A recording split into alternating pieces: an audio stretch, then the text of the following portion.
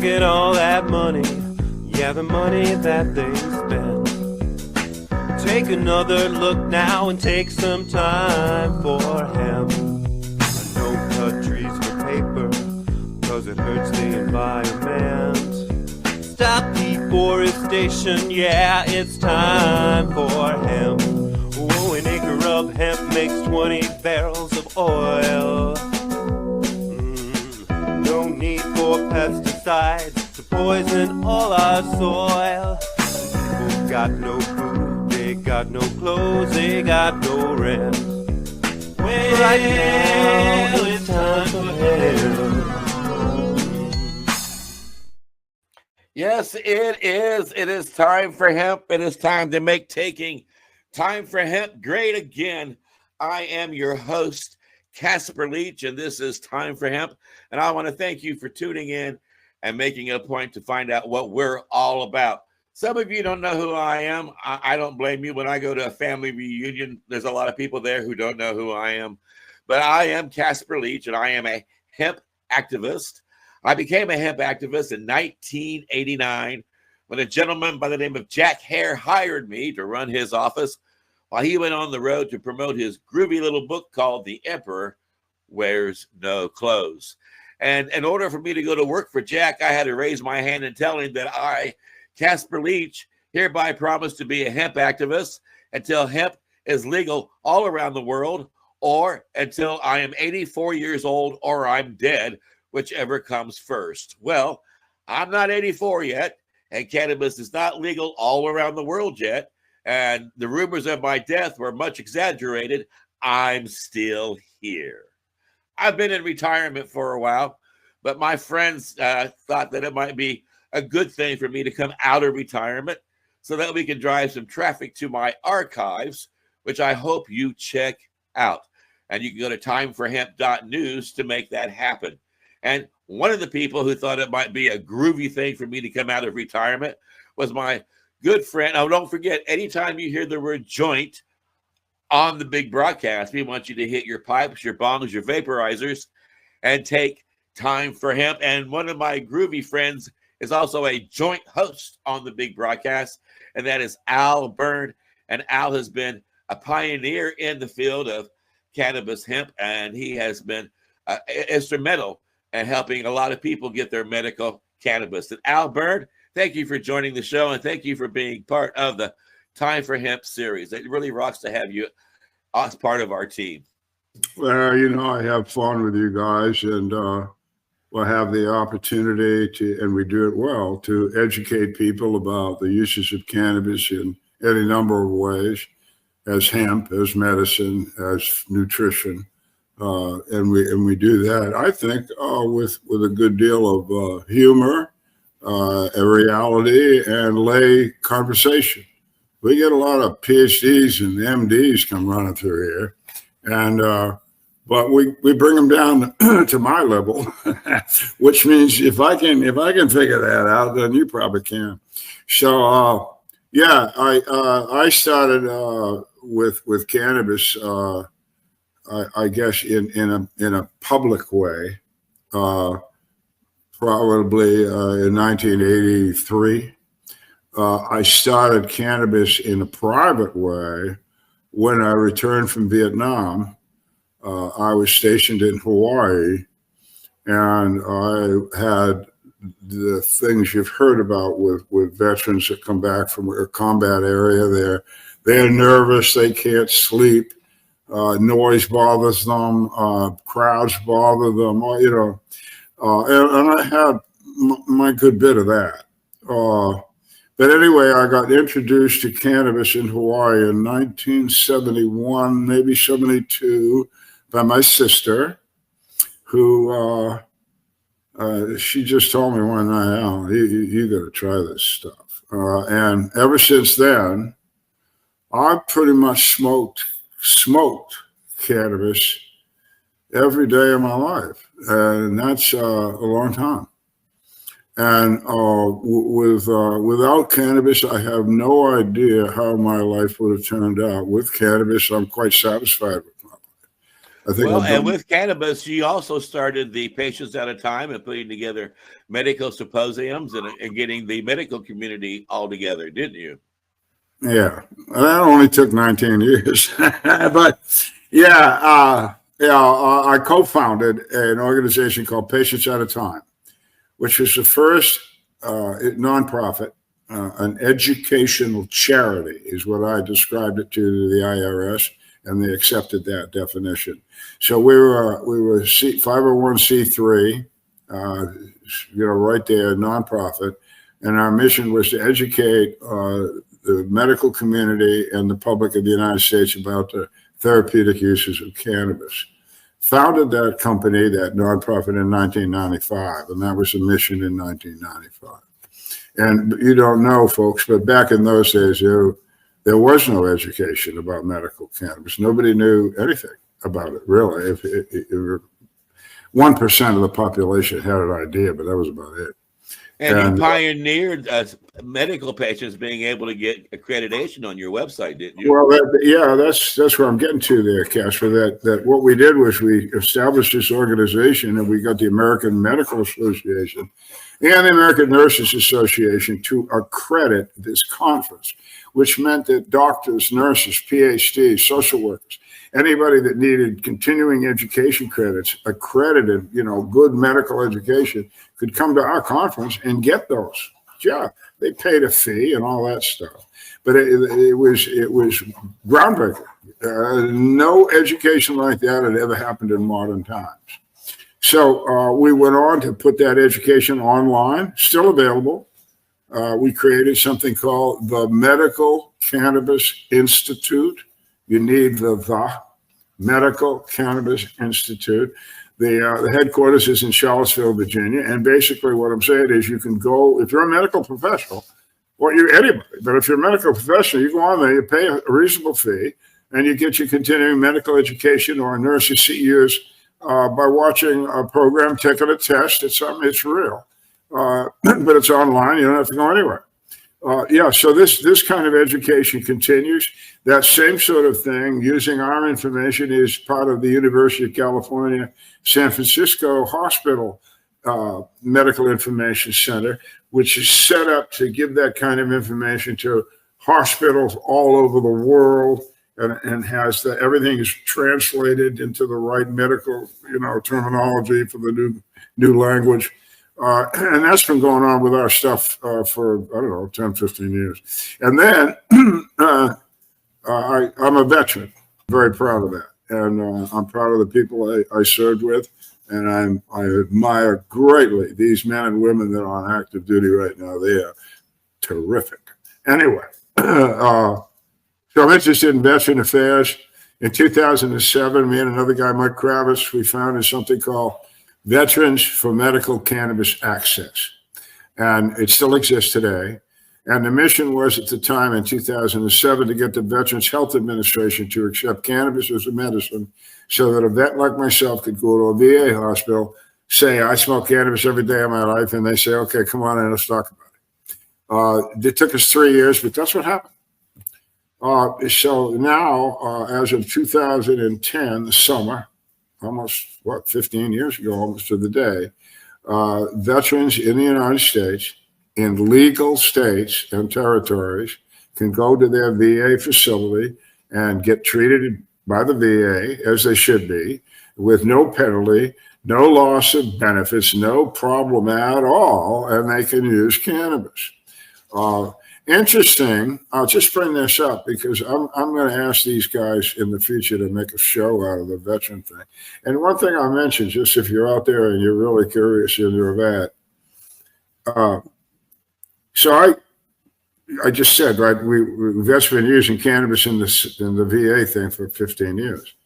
I mean, millions of visits, right? Millions. Right. And a lot of that history is also found in our archives, because between Patients at a Time and Veterans Voices, you brought a lot of those friends of yours and patients that you helped onto the show. Yeah, absolutely. But just think about it, 15 years, millions of visits, men, women, using cannabis, going in and seeing the doc, everything's fine. So I said a couple of years ago, I said, well, I wonder. And so I put in a Freedom of Information Act request to the VHA, the Veterans Health Administration. And I said, okay, you got millions of visits, 15 years. What happened? And they don't know. So Well, that's pretty sad. what we have here, if you really understand government, is we have this huge organization, the biggest medical organization in the world. They have introduced cannabis as a medicine into this organization. They have had the opportunity to do the biggest medical cannabis study in the history of the world for no extra money, and they didn't do it, or they did it, and it's so damn good, they don't want anybody to know it. That's the only two things I can come up with. So with that as a suspense item, I'm going to turn you over to our Canadian co-host, joint host. I'm sorry, Casper. I'm sorry. Our joint host, Al Graham. You out there, Al? Yes, I am. Hi, Al. I had the pleasure of meeting Al Graham. I think it was in 2007, 2008. I mean, it was way back in the day. Yes. And we had a mutual friend named Marco Renda. And when I rang up Al Graham, he happened to be listening to one of my shows at the time. Yeah, it was. And later, Al became a joint host on Time for Hemp, and later ended up bringing his own programming to our global broadcasting network. Very talented individual, very learned individual in medical cannabis. And I can certainly tell you, Al Graham, Al Byrne, and I both find it to be an honor to have you as part of our team. And I love having all the information that you bring and your amazing personality. So thank you for being part of Time for Hemp. Well, thank you for asking me to be involved, and thank you again for the very kind words. Yeah. Well, we're old geezers, and old geezers by definition are kind and a lot of wisdom. Yes. And we compliment each other. We can't even I can't keep doing that. We can't even believe that we're even here. But no, I just wanted to butt in because I want to say again what Casper just said. I just want to say it like he did, that I really appreciate what you have brought to the educational process. Your technical skills has helped us, I think, broaden our audience, and it will continue to do so. It's been really fun. Thank you very much, Al. It's been great working with both of you guys up to date, and I look forward to continuing doing it. Personally, myself, I'm a patient. I was a person who was I was a president of an off-road club, and all of a sudden, in late of 2002, I got sick, and in early 2003, I was diagnosed with Crohn's disease. Crohn's disease is something that can affect you from the tip of your lips to the exit and the other end. And I'll tell you, it's not much fun. And when I discovered the benefits of medicinal cannabis with my Crohn's disease, I couldn't shut up. I had to tell people about it. And because of that, I ended up becoming a writer for Treating Yourself magazine, where I was able to help educate people and help to spread advocacy work that patients were doing in order to encourage other patients to do something similar. I got involved in a local radio station. And that was because of, I heard them on a show one day, and it was their 420, and they were talking about movies. And there was just a big court case that happened here in Canada. So I got on the phone and I said, hey, it's 420, you're talking cannabis. How come you're not talking about this superior court case decision? You should be talking about that. And they said, call us next week and we'll talk about it. And 2 years that's what I did, was talk on terrestrial radio. And then I was involved with Casper here with Time for Hemp. And Casper gave me the opportunity to start my own program, the PACE radio show, and PACE stands for People Advocating Cannabis Education. And it's been going ever since. 15 years now we've been running that show. And you did broadcasts from all kinds of different locations, didn't you? Smoke lounges and stores and shops. Yes, exactly. We would travel around to different events that were going on in Toronto, whether it was a big event at a large hall, or whether it was a small grassroots type event. We would call them green markets, where vendors would show up and there might be a stage and a band playing. So we would go there and we would interview the vendors as well as the participants that were there at these events. And it was always good. It's helping to get that word out, to let people know what's going on, what other people were doing. Well, and you had such an impact that you drew attention of some of the major activists in Canada, like Mark Emery, Michelle Rainey, Mama Kind. Why don't you talk about some of the antics that Mama Kind and Michelle Rainey were up to, and how you guys grew with Mark Emery? Well, Michelle, as you can see, you may not notice this, but over my shoulder here is a caricature picture of Michelle Rainey. Michelle Rainey was big in the cannabis advocacy, helping with patients, helping patients get licensed to grow their own cannabis, educating people about cannabis. She had a kit that she would give out to patients that had information on how to fill out the form to fill out, how to deal with it as far as getting it to the government, so on and so forth. And she did a huge series on YouTube on medicinal cannabis, talking about that. I saw her for the first time speak live at the Medicinal Awareness Forum that was being put on by Treating Yourself magazine.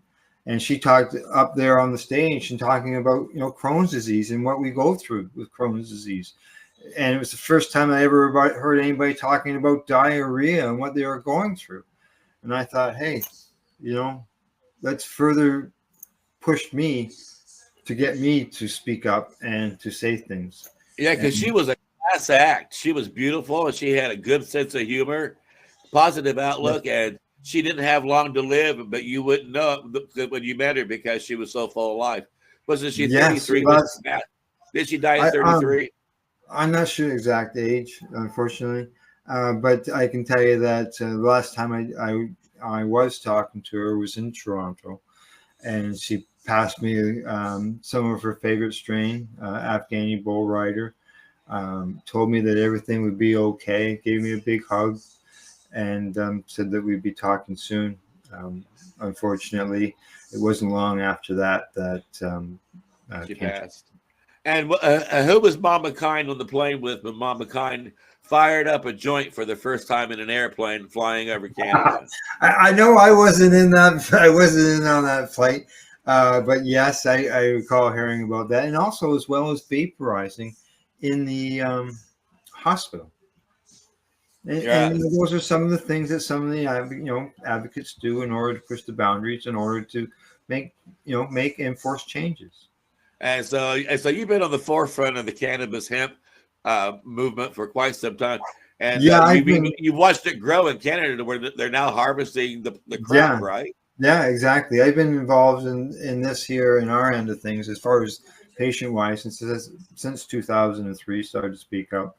I was going around to cafes. I had 4 different locations in my area that within a 60-kilometer radius, where I was educating people every weekend about the medicinal benefits of cannabis and doing interviews. And one of the people who I interviewed, doing Skype interviews in front of these at the cafe, and I was having to do 2 shows a day because of the amount of people who wanted to know about cannabis. One of those people was you, Casper. And I have that interview sitting here on my hard drive right now. And sometime we will run it again. Yeah, because I tell people I've only done 3 interviews now. One was at Texas Hemp Stock. One was with somebody in Australia, and the other was with my friend Al Graham up in Canada. That's only 3. There's one that I did with Al Byrne about a year ago, but the guy who was hosting the show fell asleep when I was talking, so I don't really promote it now. So yeah, it's patients speaking up, and it's been such a big advantage when it comes to the cannabis movement, as far as I'm concerned. Sharing those stories, people hearing our stories, no matter where they're coming from, that can really change people's minds on how they feel about cannabis. And It's we do change lives. Right? And we do change lives. Like Al Byrne, I know that you changed lives for universities. Didn't you help bring Andrew Weil into the fold and start getting this plant instructed into many medical cannabis classrooms? Yes. Yeah, that was part of the process that we first, as I said, our first accredited conference was actually in Iowa City, Iowa. So the heartland of America, was sponsored by the University of Iowa's Medical School and Nursing School, which was blessed again by the American Medical and American Nurse Association. So we started there with nothing. We had 125 doctors and nurses in the room, but the thing that gave me legs, it was I took a shot. There's a thing in my book every chapter I have a little slogan, and one of the chapters is you can take a shot or dribble life away. And I'm not a basketball player, I'm a hockey player, but I appreciate. So I took a shot. The University of Iowa had a very good class in creating radio shows, television shows, journalism, all of that type of thing. They had their own TV station, and of course all the capabilities to use all of this wonderful state-owned equipment. And they had all these students who were trying to learn this process. So I made a deal with the school to televise, if you will, live this conference. And I guess we got lucky. I mean, I can't, that people helped me. I don't want to go bore everybody, but essentially what happened was that outside of Iowa, we were able to broadcast what we were doing live all around the country. And one of the locations was McGill University. Where's that? That's Toronto or? That's Montreal. Montreal, okay, yeah. McGill was there. The entire healthcare system of the state of Washington was tuned in. Every healthcare facility in the state of Washington had our thing on for 2 years on their TV sets. University of Virginia, University of Arkansas. These were medical, the University of Virginia Medical School, University of Arkansas Medical School. All of a sudden, these students and the faculty said, what is this? And so that was the beginning of growing this sort of inverted pyramid, if you will, to get a few people to tell a few people and pretty soon where we are. Yeah. So we did it. We being a gang of, we're all volunteers, not many, 6, 8 really key people that changed the world. And they did. These guys changed the world, and it's in the book. Because these are the people that brought this conversation up into the public in a method and both verbally and visibly that said these people aren't stoners. Just what Al was talking about. They're patients. They need this stuff. They're not under oath, but they couldn't be making, not all of them making all this up, and of course, not one of them was making any of this stuff up. Yeah. So by changing the image and by changing the conversation and by calling cannabis instead of marijuana or weed or grass and saying to people, no, cannabis is not a drug. I'm sorry, I don't mean to, but it's a plant. It's not going to come out of the ground and run you down and kill you. It's a plant. It's like a tomato. It's a plant. So changing these different thoughts in people's head became my educational mantra. Change the conversation, upgrade the conversation, bring it into the medical community, and let's see what happens. Well, and because of you and Al Graham, Time for Hemp had quite a large library of amazing patients and researchers and doctors and nurses and people who were involved in creating medicines out of cannabis on the show. Al Graham, I think Allison Murden told me a couple times that she kept count and that Time for Hemp had more medical shows and more medical patients on the network than any other network, cannabis or otherwise. Did you find that to be true? Oh yes, yeah. Oh, all kinds of educational interviews that you did with doctors and patients, sharing their stories, getting the information and education out there, which is so important that people need to hear. There's no doubt about that. And Yeah, it's high level stuff. I hate to interrupt, but it's high level stuff too, folks. Yeah, We had Time for Hemp, patients at a time had a. Now here's in our final couple minutes that are left here. Why don't I do a share screen? And here's the Time for Hemp website. Website. Cool. You can and see it's timeforhemp.news. And if you go there, there's lots of free downloads, free video downloads, free audio downloads, lots of free music. You can get Al's book there. And we got a great archive. And coming in the future, we're going to be bringing a lot of medical patients, doctors, nurses. We're even going to bring on entrepreneurs, people who are creating hempcrete and hemp fabrics and who are creating wonderful hemp oils, because there's a lot of things that can be done with this plant. And I know that between Al Graham and Al Byrne, we're going to have quite a list of stellar guests. Ain't that right, Al Byrne? Absolutely. We are humorous. We kid among ourselves. We kid with the people we're interviewing, but we're deadly serious when we open our mouth and say something about hemp or cannabis. Absolutely. And Al Graham, why don't you show your website there so people can recognize it when they log on to it, let them know how to find it. All righty, here it is. Comes right there. You can see at the top, you can see some of our recent and upcoming broadcasts that are happening.